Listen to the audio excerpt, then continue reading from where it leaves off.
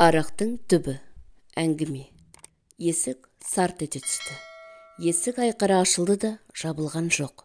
Дәлізбен жалғасатын бөлмеде жатқан балалар сырттан лап етіп кірген аязды сезе қойып бүрсе кетті.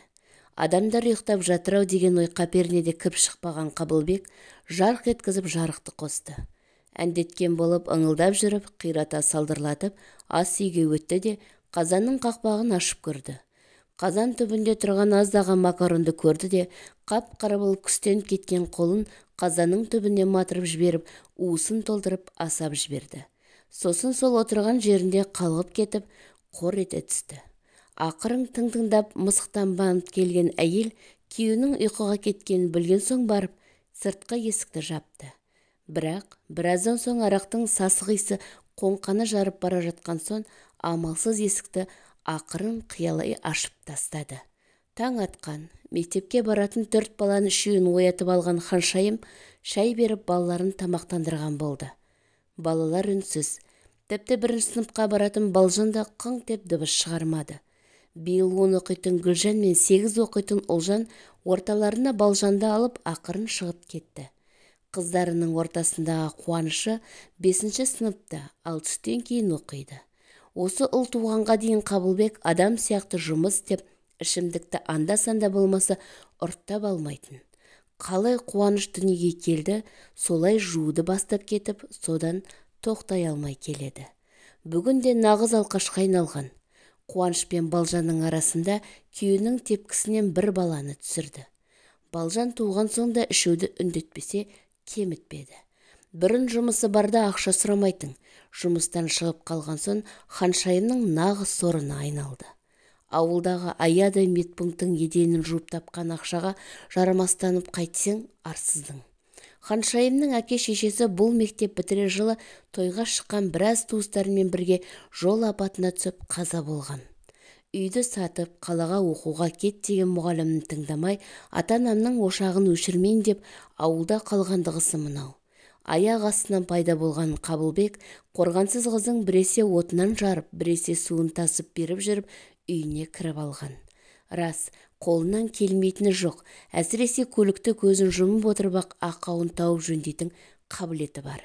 Қарап отырса, арақ ішіп алса көзі қызарып, жан баласына дес бермей сабайтын Қабылбекпен 17 жыл өмір кешіп келеді екен. Бұл күнде маскүнем күйеуінен аяқ тартатын туыстар да сырт айналған. Заңды түрде ажырасқанмен де баратын жері жоқ Қабылбек әлі осы үйде. Ханшайым Қуанышты киіндіріп алып медпунктке келді. Бұл жерде таңертең шай қойып, әркім өз үйінен әкелген тәттілермен шай ішетін. Ханшайымға жаны ашитын әйелдер онсыз шай ішпей күтіп отыратын. Бүгін де сол үдеріс қайталанған. Ханшайым шай дастарханына Қуанышты отырғызды да өзі жұмысқа кіріскен. Көптен бері прәндік жемеген Қуаныш асап жеп отыр. Бір кезде бір оқушы құлап қалыпты деген суыт хабарды естіген соң дәрігерлер мектепке кеткен. Іле-шала пунктке қайта телефон соғып, құлап қалған Ханшайымның кіші қызы Балжан екендігін айтты. Қуанышты жетектей жан ұшыра Ханшайым мектепке жетті. Қызы 2 тәулік бойы дұрыс нәр татпаған әрі қан аздығы қосылып басы айналып құлап түскен екен. Бірден аудандық ауруханаға жатқызуға шешім қабылданды.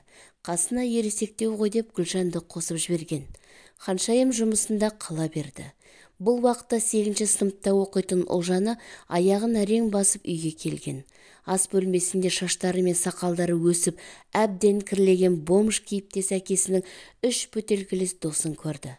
Сақалын жымситып қойған жастауы Ұлжанға қарап аярлықпен ыржиып қояды. Тұла бойы түршігіп кеткен қыз сөмкесін тастай салып сыртқа атып шықты. Көшеде біраз сенделіп жүрді де медпунктте анасына барған. Онда біраз отырған соң бос отырудың да әрі көшеде сенделудің де ретін таппай кітапханаға келді. Қабырғадағы сағатқа қараған 5-тер шамасы болып қалыпты. Кітапханада жабылмақшы, қарны да ашты. Үйге барса ең болмаса қамыр илеп, қатырлақ нан жасап жермеді. Ақырын аяндап үйге келді. Бағанаға бөтелкелестері кетіп, әкесі жалғыз екен. Қуанып кеткен Ұлжан дастарханда тұрған шошқаның майы мен пиязды көріп жиіркеніп тұрса да, аш тұрған асқазанның қалауын шайнамай жұтқан. Аздап болса да әлденіп қалды. тықырлаған дыбыстан көзін аларта ашқан Қабылбек қызына жұтына қарайды. Қалай бақаймаған кәдімгідей өсіп қалыпты. Басына арам ойсап ете түсті де ол қызына іш деп арақты қинап бере бастады.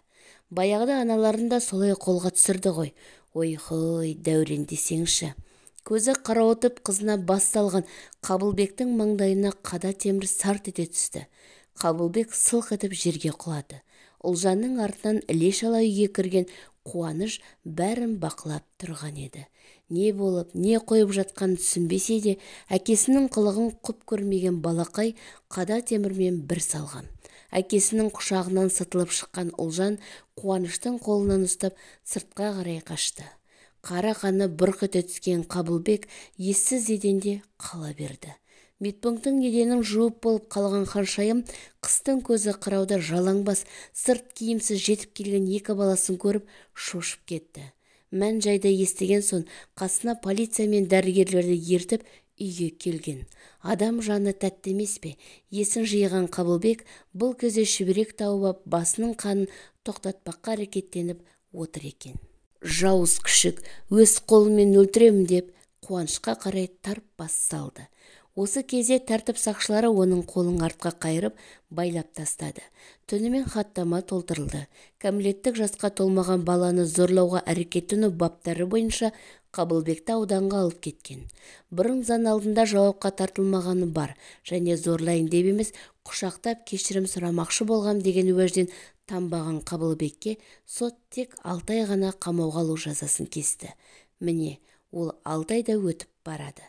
Ханшайым мына мамыражай тірліктің ертең тағы шырқы бұзыларын ойласа, түнімен дөңбекшіп шығады.